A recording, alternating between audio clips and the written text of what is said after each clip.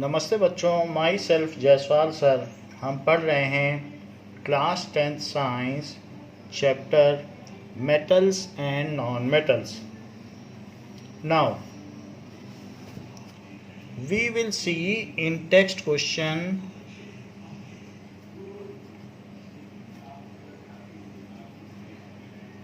Page 55. So first question is that metallic oxide of zinc, magnesium and copper were heated with the following metals. कि metal लिया गया zinc, magnesium and copper and they are heated with zinc oxide and magnesium oxide MgO and CuO. So in which case do you find the displacement reaction will take place? In which case do you find the displacement reaction will take place? Reaction will take place. देखिए, zinc oxide से तो react नहीं करेगा, कोई भी metal खुद को तो डिस्प्लेस नहीं करेगा, तो इसलिए यहाँ कोई रिएक्शन नहीं होगी। अब Mg जिंक ऑक्साइड से रिएक्शन करेगा क्या, जरा देखना होगा। तो हमें मालूम है कि लिख बा सर ना का मग अल मंजन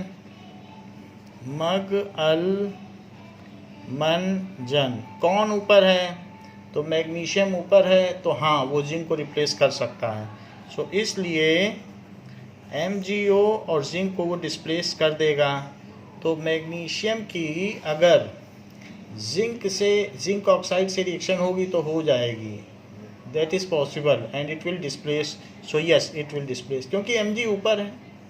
Mg आप देख लें, Mg यहाँ पर है और जिंक यहाँ पर है, तो ऊपर है, हाईली रिएक्टिव है, इसलिए जिंक ऑक्साइड में से ये जिंक को हटा देगा। कॉपर नहीं हटा सकता जिंक को, कॉपर तो इसके बहुत नीचे आता है।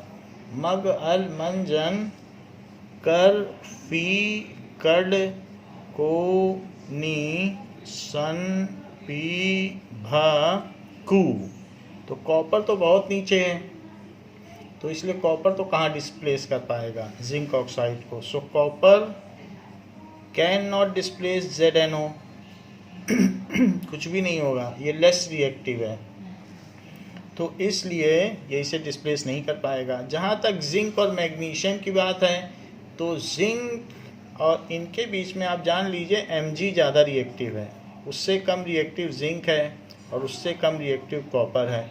तो क्या जिंक MgO को डिस्प्लेस कर पाएगा? तो नहीं कर पाएगा। Zinc plus MgO, zinc less reactive है और Mg सबसे टॉप पे है, तो इसलिए कोई रिएक्शन नहीं होगी। तो यहाँ आप लिख लें कोई रिएक्शन नहीं होगी। क्या Mg MgO को कर देगा? तो कोई एलिमेंट अपने कोई क्यों करेगा? और कॉपर तो बहुत नीचे है, वो तो MgO में से Mg को नहीं हटा सकता। अब देखो जिंक CuO, जिंक कॉपर से ऊपर है, तो हाँ ये डिस्प्लेस कर देगा। तो जिंक प्लस CuO, तो वो खुद ZnO बना लेगा और Cu को डिस्प्लेस कर देगा। अब Mg प्लस CuO, Mg भी कर लेगा, Mg तो ऊपर है, तो ये कर लेगा। Mg प्लस CuO, तो ये MgO बना लेगा और Cu को हटा देगा। अब कॉपर को डिस्प्लेस नहीं कर सकता, इसलिए यहाँ पर कोई रिएक्शन नहीं होगी।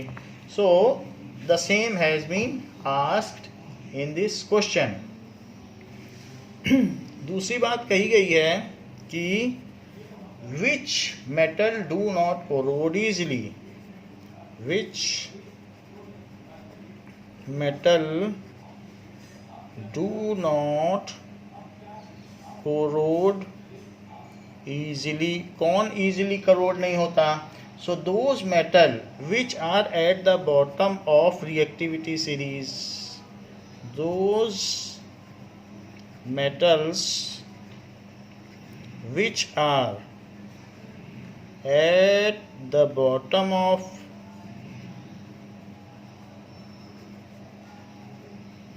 reactivity series, जो नीचे होते हैं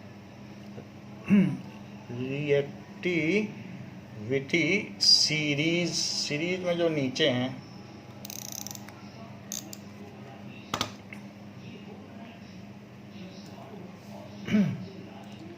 so are highly unreactive,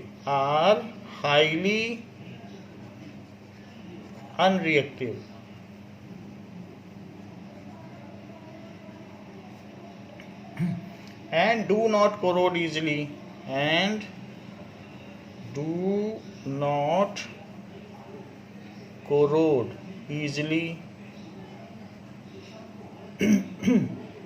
easily corrode नहीं हो सकता, because they are not affected by air, moisture or ordinary chemicals. जैसे गोल्ड है, सिल्वर है, प्लेटिनम है, so because they are not affected by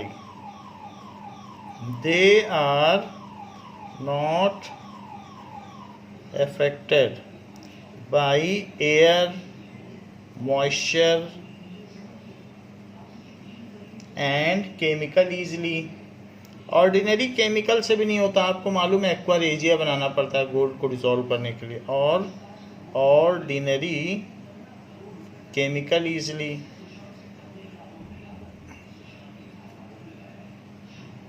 इसलिए ऐसे metal, examples are gold and platinum, gold and platinum, ये ऐसे एग्जाम्पल हैं. पूछा गया है कि व्हाट आर एलॉयज. हम जानते हैं एलॉयज आर होमोजीनियस सॉल्यूशंस. सो अगर मेटल को मेटल से मिला दिया जाए या मेटल और नॉन मेटल को मिक्स कर दिया जाए मोल्टन स्टेट में, और फिर उसे अच्छी तरीके से मिक्स करके फिर फ्रीज कर दिया जाए, तो एलॉय बनता है. So alloys are homogeneous mixtures. Alloys are homogeneous mixture, समांगी मिश्रण है. Genius mixtures of two or more metals of two or more metal, और टू और मोर मेटल होना चाहिए, और metal with A small amount of non metal. Metal with, जैसे जो हमारे घर में स्टेनलेस स्टील के ग्लास हैं, कटोरी हैं, इनमें 0.5% कोयला कार्बन मिला होता है आयरन में, और वो नॉन रस्टिंग हो जाता है. सिर्फ इतना ही चाहिए 0.5%. सो और metal with small amount of non metal. तो जब हम बात करते हैं स्टील की, तो स्टील एक अलॉय है और आयरन एक मेटल है. स्टील में कार्बन मिला होता है कोयला आयरन में, और मेल्ट करके मिला दिया जाता है तो फिर वो स्टील हो जाती है, वो नॉन रस्टिंग हो जाती है. सो इस तरीके से अलॉय बनते हैं. एग्जाम्पल ब्रास, जैसे कि पीतल. So brass is alloy of copper and zinc. जितने भी घंटी बनती है भगवान की अलमारी की या मूर्तियां हैं, वो सब पीतल की बनती हैं. Brass is alloy of copper and zinc. So जस्ते और तांबे का मिश्रण मिला दिया जाए तो वो एलॉय हो जाएगा. Is mixture of copper and zinc, mixture of copper and zinc. इसी तरीके से ब्रॉन्ज क्या है? bronze is alloy of copper and SN का मतलब टिन होता है, टिन भी बोल सकते हो और स्टेनस भी बोल सकते हो। In similar manner steel is alloy of iron and carbon बहुत थोड़ा सा होगा 0.5%, तो ये भी एक है। ब्रॉन्ज कांच से पदक है, जो हम जानते हैं कि 3rd प्राइज दिया जाता है तो ब्रॉन्ज मेडल होता है। सो इस तरीके से होता है। An alloy is prepared by mixing various metal, an alloy is prepared by mixing various metals in molten state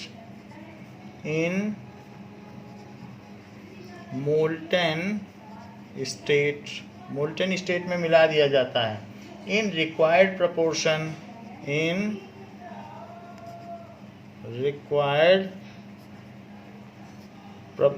उनको अच्छी तरीके से मिक्स कर दिया जाएगा मेल्ट करके। And then cooling to the room temperature, and then cooling it up to the room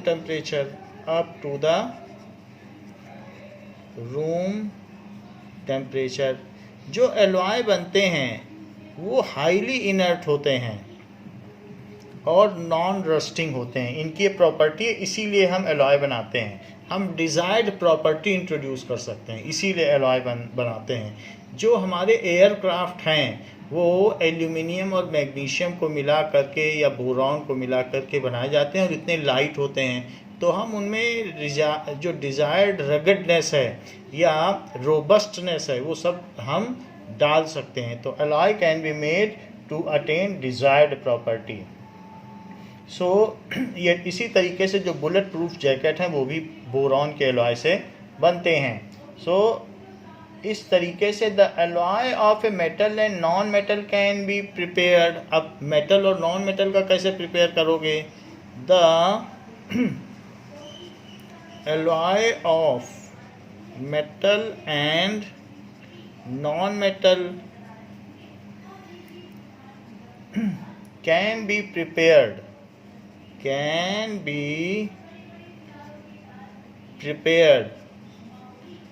by first melting the metal,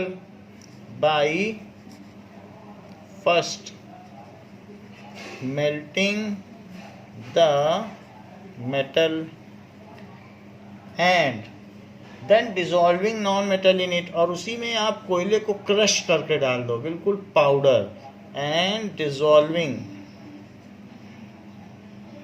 non metal in it। ऐसा करके आप मेटल और नॉन मेटल का कर सकते हो। And cooling it up to the room temperature,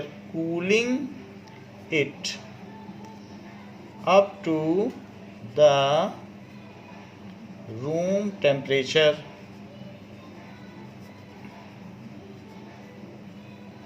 Alloys are non-rusting and have high melting points. Alloys are non-rusting, non-oxidizing, air में वो ऑक्सीडाइज भी नहीं होते हैं, नॉन ऑक्सीडाइजिंग। जैसे व्हील्स बनते हैं बाइक के या स्कूटी के, वे अलॉय के बनते हैं, zinc. And have high melting point, high tensile strength भी उनकी बढ़ जाती है, tensile strength and high melting point. ज़्यादातर चीज़ें आजकल एलॉय या कंपोजिट मटेरियल की बनती हैं, जो लाइट तो होती हैं वेट में, लेकिन बहुत ज़्यादा उनमें स्ट्रेंथ होती है। So let us come to exercises.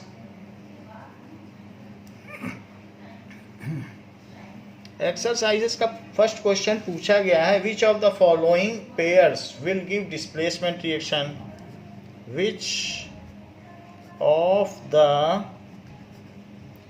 following will give displacement reaction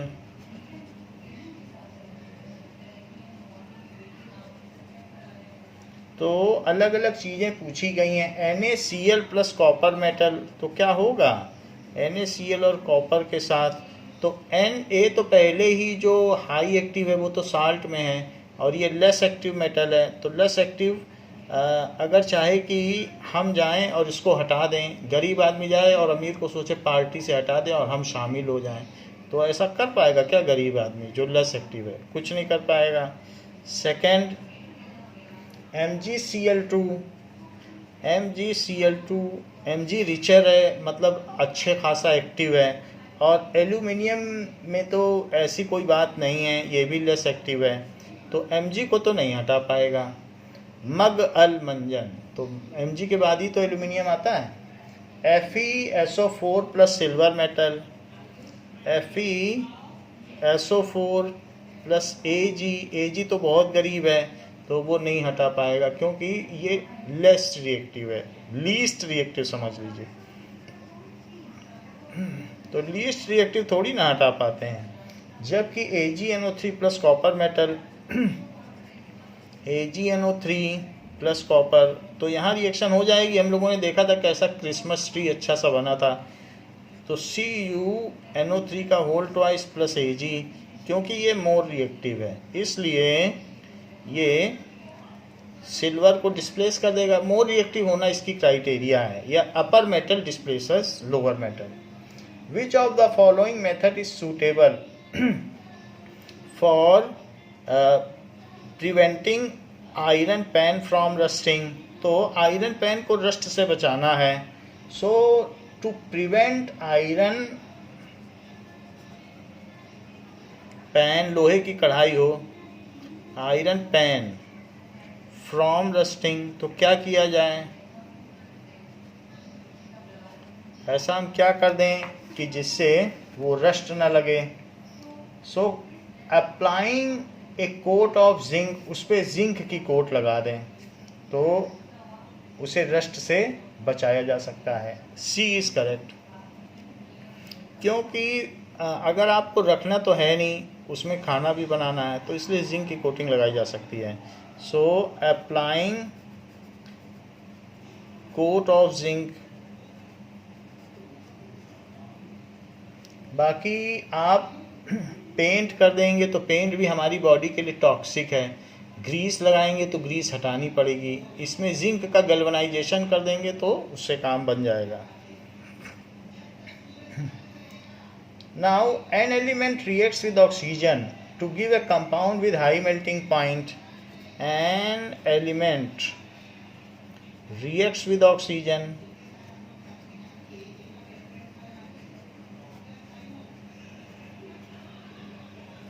to give a compound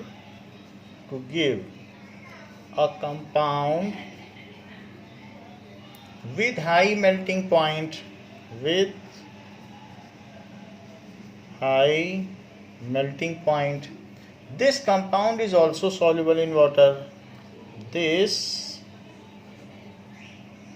compound is also soluble in water.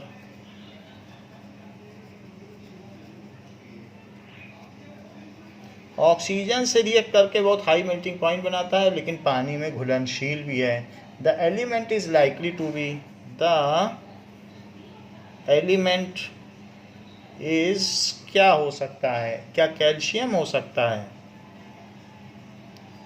या कार्बन हो सकता है, या सिलिकॉन हो सकता है, और या आयरन हो सकता है।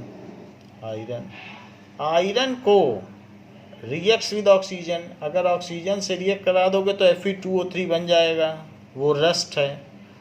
क्या रस्ट पानी में रिजॉल्व हो जाएगी? सिलिकॉन को ऑक्सीजन से रिएक्ट करा दोगे तो बालू है, सैंड, रेगिस्तान और जैसलमेर की, क्या ये पानी में घुलनशील है? नहीं है। कार्बन को करा दोगे ऑक्सीजन से तो CO2, तो अब CO2 का कहाँ हाई मेल्टिंग पॉइंट है? वो तो गैस है, वो तो सॉलिड है ही नहीं। और ये CaO तो ये है हाई मेल्टिंग पॉइंट, और साथ में ये वाटर से रिएक्ट भी करता है, और रिएक्ट करने के बाद CaOH हॉट गैस भी देता है। तो इसलिए जो कैल्शियम है वही ठीक तरीके से इसमें खरा उतरता है। So this is the correct answer, क्योंकि इसका हाई मेल्टिंग पॉइंट भी है। ये एक्टिव लाइम है, इसको कितना भी बॉईल करिए, मतलब हीट करिए, मेल्ट आसानी से नहीं होता। नाउ फिर पूछा गया है कि food cans are coated with tin and not with zinc, ऐसा क्यों? तो fourth, food cans are coated with tin and not with zinc. Zinc से नहीं किया जाता है, टिन से किया जाता है, ऐसा क्यों? Because zinc is more reactive, as zinc is more reactive, so it can react with acids present in food, acids present in food to make toxic substance, toxic substance। कहने का मतलब है जैसे फूड कहने पेप्सी का he can ले लो, और अगर उसको जिंक से कोटिंग करेंगे तो H2CO3 होता है, सोडा वाटर, उसमें भी सोडा वाटर है, स्वीट सोडा वाटर है, कार्बोनिक एसिड, नाम इसका कार्बोनिक एसिड है, कार्बोनिक एसिड।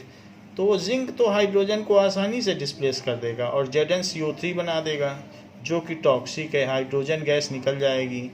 तो ये जिंक कार्बोनेट टॉक्सिक कंपाउंड है। तो अब इस तरीके से टिन इससे लेस रिएक्टिव है, तो टिन ये ऐसा नहीं करेगा, तो इसलिए ऐसा किया जाता है। जबकि पिछले क्वेश्चन में कहा गया था जिंक की कोटिंग कर दो, तो वो वहाँ पर भी कर सकता है। तो क्वेश्चन में जो आपका पिछला था कि फ्राई पैन को या आयरन की कढ़ाई को किससे पेंट करें, तो अब किसी से भी कर लीजिए, वो टॉक्सिक ही रहेगा। तो इसका answer all of the above भी हो सकता है, क्योंकि जिंक भी सूटेबल नहीं है। वास्तव में इसकी तो टेफ्लॉन कोटिंग होनी चाहिए, तब तो ठीक रहेगा, अदरवाइज जिंक की करोगे तो भी ठीक नहीं है। बट उसमें ऑप्शन ऐसा दिया नहीं है, इसलिए मैंने जिंक लिख दिया है। नाउ फिफ्थ क्वेश्चन में दिया है you are given a hammer, battery, bulb, wires and switch. You are given hammer, battery, bulb, wire and switch. तो how could you use them to distinguish between sample of metals and non metal? तो कैसे आप distinguish करोगे कि sample of metal and non metal? So when we, तो solution क्या है कि कैसे डिस्टिंग्विश करोगे? व्हेन बीट द सैंपल, जो भी सैंपल दिया गया है, so beat the element with hammer,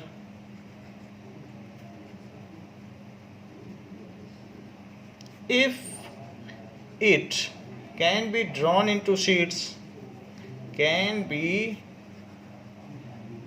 drawn into sheets, अगर उसे sheets में किया जाए, and it is not brittle, टूटे ना, then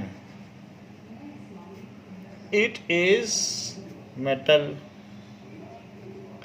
If it breaks into pieces, then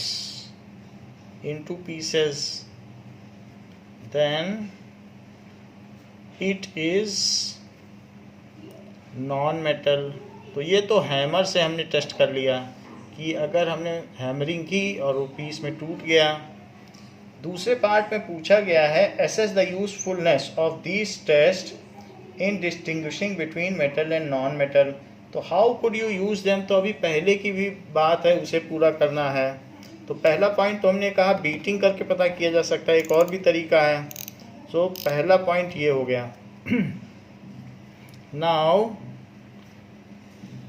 ये connects the sample of element with wires, wires के साथ कनेक्ट करो और फिर उसके बाद उसमें बैटरी लगा दें और स्विच लगा दें और बल्ब लगा दें ऐसे। सो ये जो है सैंपल है, sample element. So connect sample element with जो बैटरी दी गई है, बैटरी है तो 2 बना दें क्योंकि बैटरी में फिर 2 रहता है, 2 या 2 से ज़्यादा बनाओगे तो 1 है तो फिर सेल है। विद बैटरी और bulb, wire and switch as shown in diagram circuit. If bulb glows, then the given sample is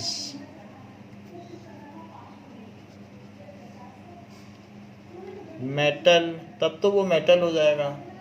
if bulb does not glow, if bulb does not glow then it is non metal, तब ये non metal हुआ।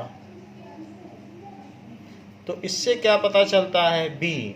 सो what could you conclude from this, metals are malleable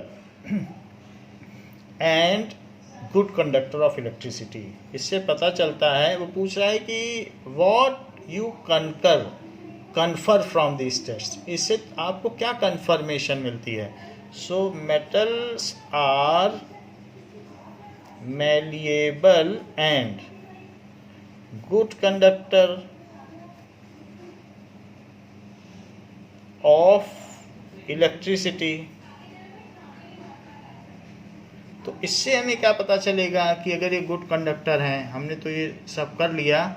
so they can be used in making, जब इतनी सारी चीज़ इनकी अच्छी अच्छी है, so they can be used in making boxes. अगर इनसे शीट बनाई जा सकती है, बॉक्सेस, रूफ शेड्स बनाए जा सकते हैं और बकेट्स बनाई जा सकती है, बकेट्स, ये सारी चीज़ें बनाई जा सकती हैं।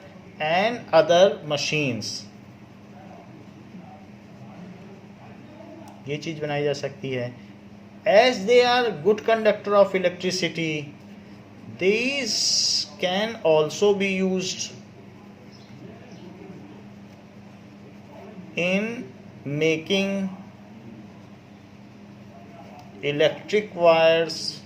उनसे आप वायर बना लें, इलेक्ट्रिक वायर्स बना सकते हैं। सो ये भी है। Copper wires are used for domestic electric wiring.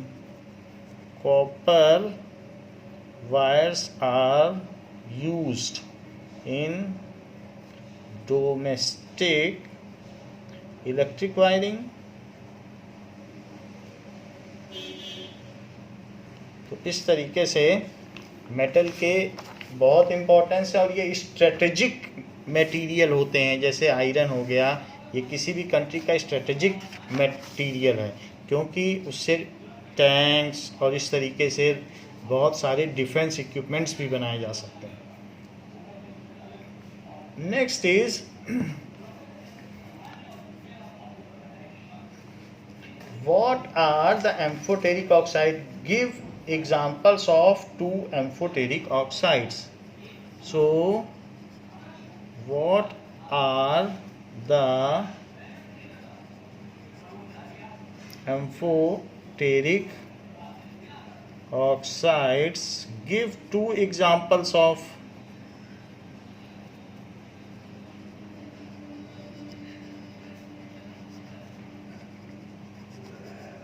amphoteric oxides.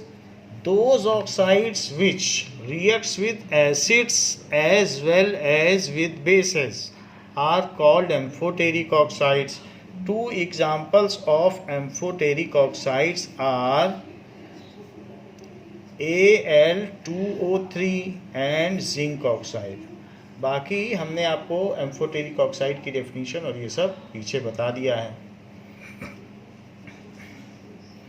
Name two metals which displace hydrogen from dilute acids and two metals which will not displace hydrogen from dilute acids. So name two metals. किन्हीं ऐसी दो धातुओं का नाम बताओ which can displace hydrogen from dilute acid. dilute acid जो तनु अम्लों से hydrogen को प्रतिस्थापित कर दें. And two metals which can not displace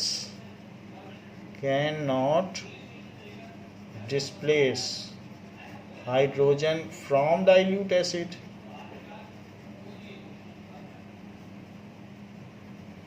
so all metals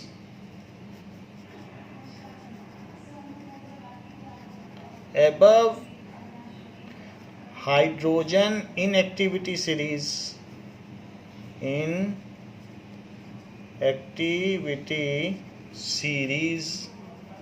can displace H2 from dilute acid.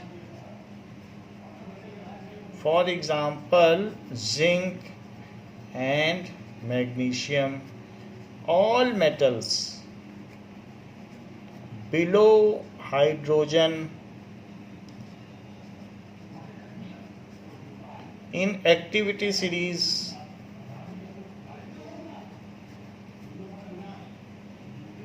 cannot displace hydrogen from dilute acid.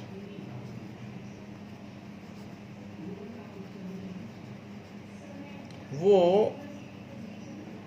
Dilute acid से hydrogen को प्रतिस्थापित नहीं कर सकती हैं.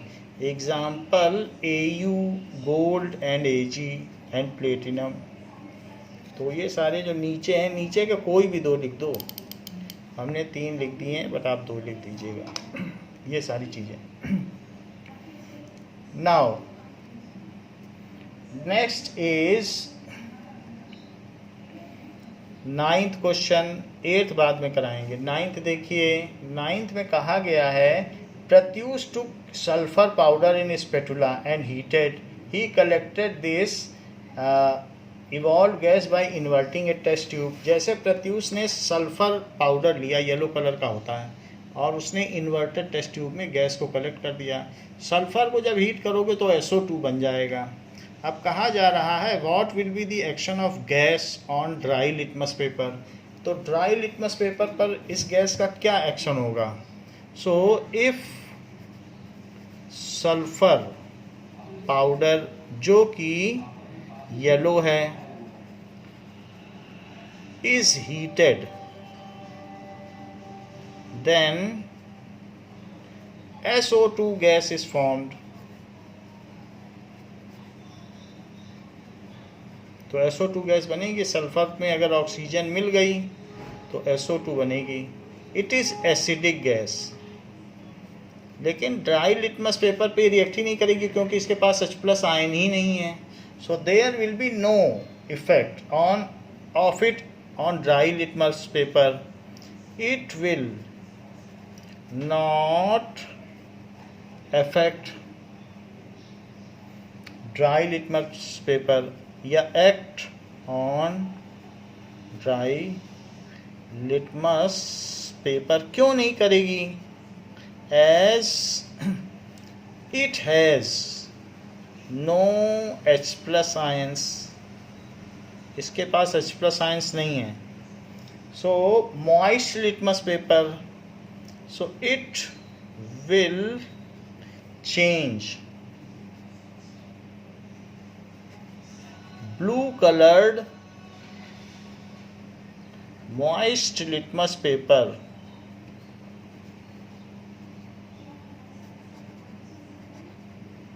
into red, वो उसे रेड में बदल देगी, into red due to following reaction, due to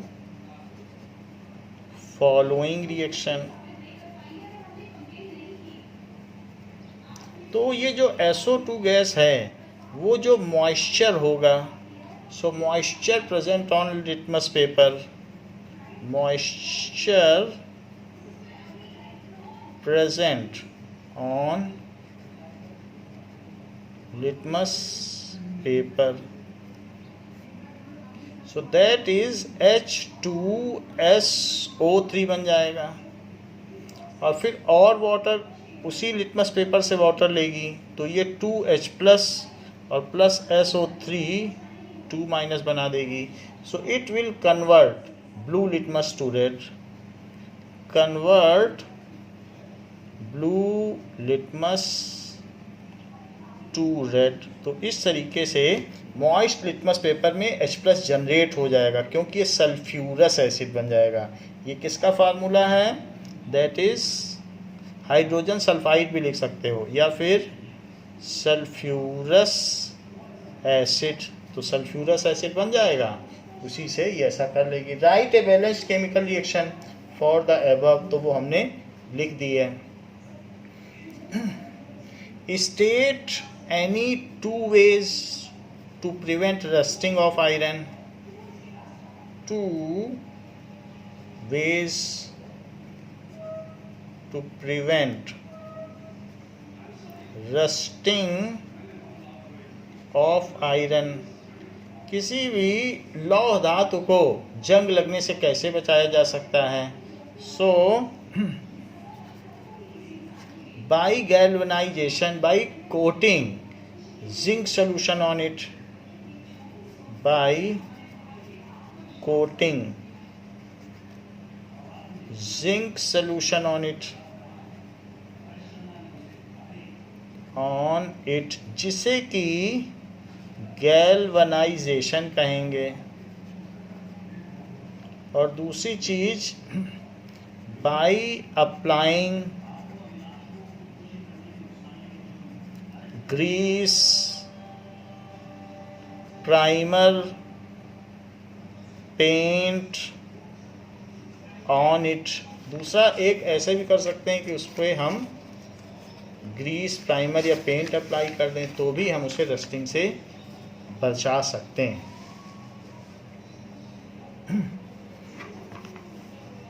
now 11th, what type of oxides are formed when non-metal combine with the oxygen? What types of oxides are formed when non-metal reacts with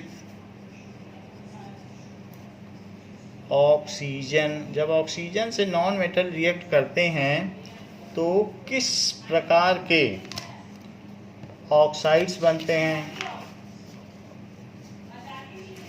now non metal when combines with oxygen, then non metal when combined with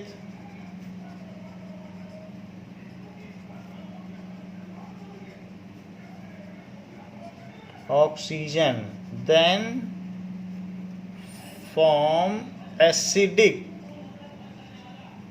oxides जैसे कि CO2, SO3 या NO2, N2O5 ये सब बनते हैं।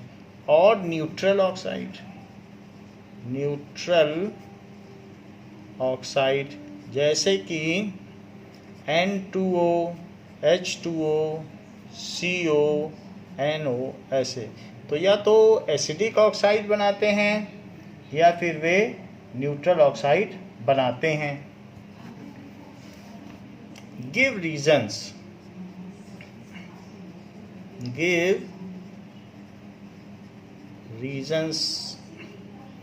Platinum, gold and silvers are used to make jewelry.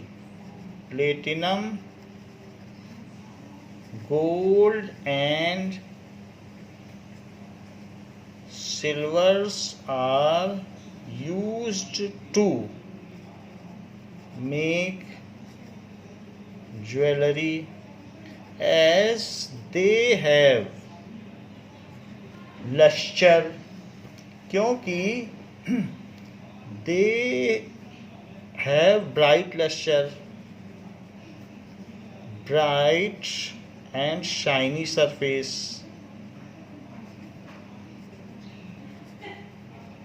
इसके अलावा they are high resistant to corrosion, highly resistant to corrosion and highly malleable and ductile. highly तो जैसे पतले से पतला हम बना सकते हैं कोई ज्वेलरी, malleable and ductile तो जैसा शेप चाहें वैसा हम कर सकते हैं। इसलिए हम प्लेटिनम, गोल्ड एंड सिल्वर को ज्वेलरी में यूज़ करते हैं। सेकंड पूछा जा रहा है कि sodium, potassium and lithium are stored under oil. So sodium, potassium and lithium are stored under oil. हमने इनकी रिएक्शन देख ही ली है। As they are highly reactive in nature, highly reactive in nature.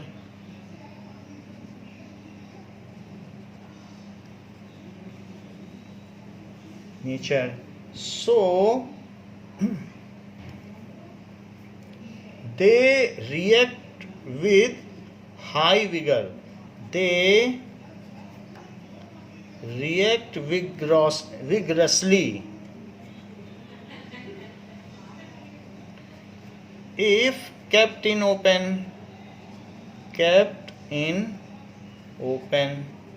vigorously if kept in open, then they react vigorously with oxygen. वे किससे react कर जाते हैं? with O2, ऑक्सीजन से रिएक्ट कर जाते हैं अगर उन्हें खुले में छोड़ दिया जाए।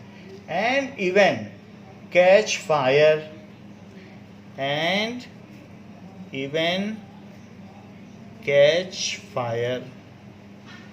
To prevent accidental fire and their tarnishing, to prevent accidental fire and tarnishing का मतलब ऑक्सीडेशन, and टार्निशिंग, उनको टार्निश से बचाया जा सके। they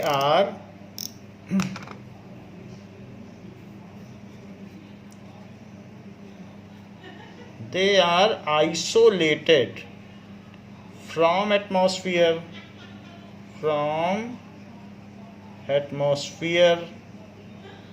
by, उनको एटमॉस्फेयर से हम आइसोलेट कर देते हैं by keeping them in kerosene oil या पैराफिन। अब देखिए कि aluminium is highly reactive metal, yet it is used to make utensils for cooking. So aluminium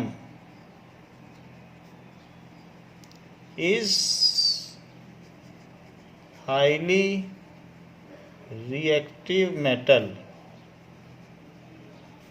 yet it is used to make utensils. क्यों use किया जाता है बर्तन बनाने के लिए? यूटेंसिल्स हाईली रिएक्टिव है फिर भी यूज़ करते हैं. As it forms as when it is exposed in air. It forms a protective layer,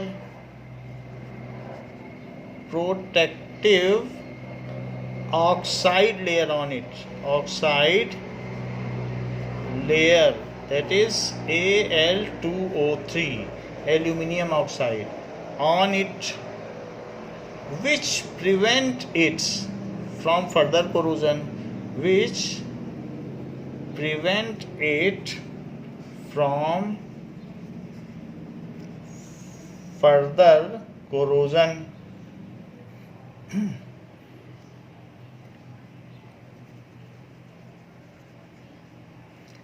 Al2O3 is quite inert, ये काफ़ी इनर्ट होती है, and resistant to water and resistant to air and water.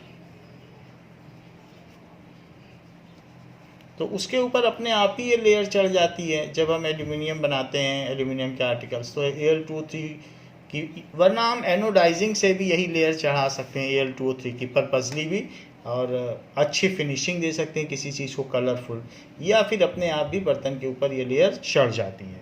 नए बर्तन और पुराने एल्यूमिनियम के बर्तन में देखें तो पुराने में लश्कर जा चुकी है क्योंकि उस पर Al2O3 की लेयर चढ़ गई है. नाउ कार्बोनेट, इसका डी पार्ट हम बाद में करेंगे. नाउ अब जरा देखें 13th क्वेश्चन, तो डी पार्ट हम बाद में बता देंगे.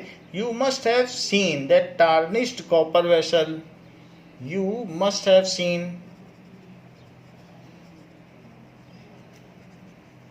दैट, अगर रस्ट लग गया है, tarnished copper vessel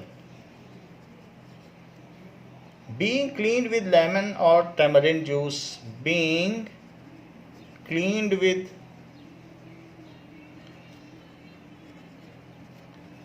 lemon or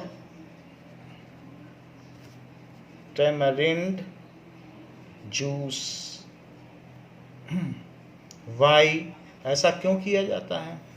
So why these are effective in cleaning such vessels? So इसका आंसर ये है, as tarnished copper या corroded copper, जो भी कहें, tarnished, जिसकी चमक चली गई है, वो ग्रीन कलर का हो गया है, वो tarnished copper है. tarnished copper. Now tarnished copper has a green layer, उसके ऊपर एक ग्रीन लेयर ऐसी चढ़ जाती है. This is the green layer of tarnished copper. तो कॉपर अगर अच्छा रखा है बहुत दिनों से तो उस पर एक ग्रीन लेयर चढ़ जाएगी. जैसे आप ये देखें कि स्टैचू ऑफ लिबर्टी ग्रीन हो गया, अदरवाइज जब ये बना था तो ये ब्रेजन रेड ब्राउन था. सो अभी कैसे ग्रीन हो गया है. तो टार्निश्ड कोई भी कॉपर होगा तो वो ग्रीन हो जाता है. That has been shown here. So copper, जैसे जैसे ये सिक्का है कॉपर का तो ये ग्रीन हो गया है. सो टार्निश्ड कॉपर पर एक कॉपर कार्बोनेट और कॉपर हाइड्रोक्साइड की एक लेयर चढ़ जाती है. ये आप देख लें किस तरीके से, तो ब्लूइश ग्रीन ऐसी लेयर चढ़ जाती है. अब देखिए, so tarnished copper is basic in nature, basic in nature, ये बेसिक होता है. It is copper carbonate and copper hydroxide, ये है इसका formula. It is cleaned with acidic solution, cleaned with tamarind हो तो उसमें टार्टरिक एसिड है, और लेमन है तो सिट्रिक एसिड है। Cleaned with acidic solutions so that basic जो भी कोरोजन है, basic nature of corrosion, so that corrosion, ये है कोरोजन, ये ग्रीन कलर का है corrosion,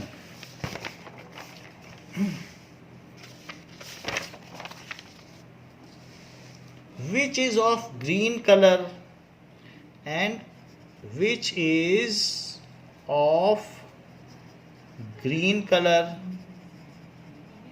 and basic get neutralized with, वो न्यूट्रलाइज हो जाए, न्यूट्रलाइज with लेमन जूस, तो लेमन जूस और टेमरिंड, एंड वॉश्ड अवे, फिर जब ये डिज़ोल्व होकर वाटर में निकल जाएगा, वॉश्ड अवे, क्योंकि अब ये सॉल्ट हो गया है, तो सॉल्ट कोई भी है तो वॉश्ड अवे हो जाएगा। Leaving behind the shiny copper surface, leaving behind shiny copper metal, तो वो वॉश्ड अवे हो जाएगा, और leaving behind shiny copper metal, इसलिए इनको हम ऐसे ट्रीट करते हैं। Differentiate between metal and non metal on basis of chemical properties, ये आपको करा दिया गया है। Differentiate between metal and non-metal on basis of chemical properties, तो ये आपको कराया जा चुका है।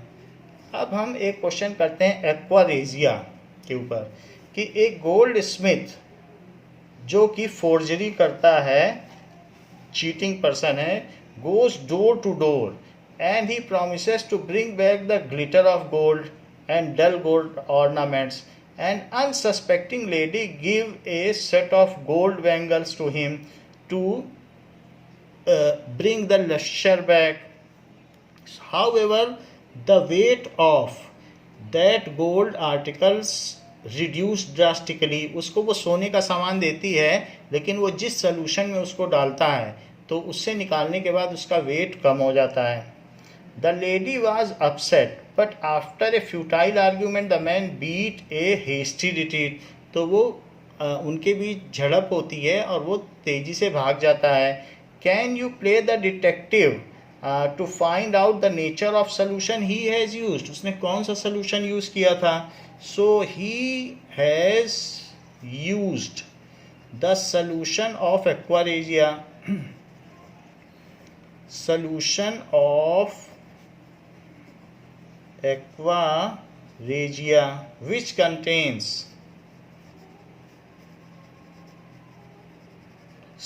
3 parts of HCl and 1 part of HNO3.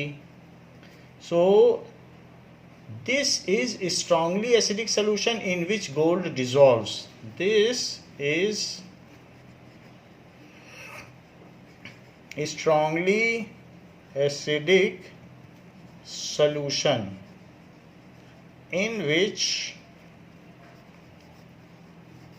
gold get dissolved. Hence, the weight of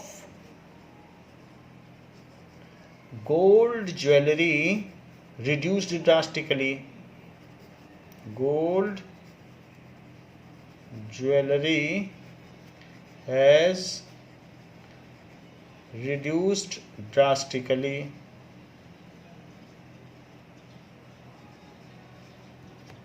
ये चीज़ है. Now next is asked why copper is used to make hot water tanks. Why copper is used to make hot water tanks and not steel. And not steel. Steel को नहीं use किया जाता. Which is an alloy of copper. Alloy of iron. Iron का alloy है, उसे हम नहीं use करते हैं. और कॉपर के जो भी हैं गीज़र में या सभी जगह कॉपर का ही हम वाटर बॉयलर बनाते हैं. ऐसा क्यों, ये चीज़ पूछी गई है. Copper is fairly resistant to corrosion. इसका आंसर है कि कॉपर इज़, इतनी आसानी से उसमें डस्ट नहीं लगता. Fairlie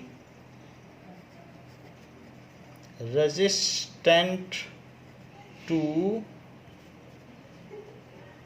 corrosion but steel rust quickly.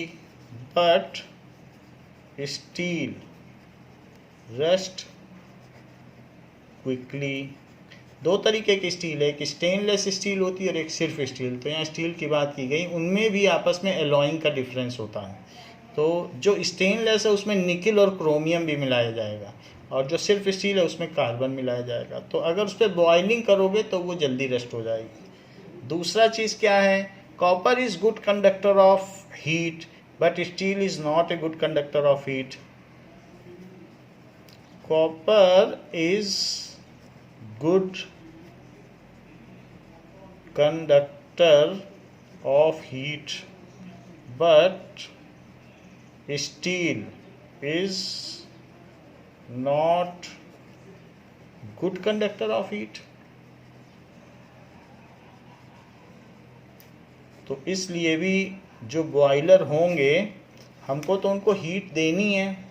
तो ये बॉयलर है, तो अगर हम बाहर से हीट करेंगे और हीट उन तक पहुंची ही नहीं, यहाँ बाहर से हीट की जा रही है, तो ऐसे केस में क्या फ़ायदा. तो गुड कंडक्टर भी होना चाहिए. ये बॉयलर का ढक्कन है, तो इस तरीके से हम कंडक्टर भी होना चाहिए, नॉन रस्टिंग भी होना चाहिए. इसीलिए जो बॉयलर्स हैं they are made of copper and not of steel. तो इस तरीके से हमने एक्सरसाइज के क्वेश्चंस कर लिए हैं. Now extraction of metal and prevention of corrosions, इसके बारे में हम लोग नेक्स्ट क्लास में पढ़ेंगे. इस क्लास के लिए बच्चों इतना ही. Thank you.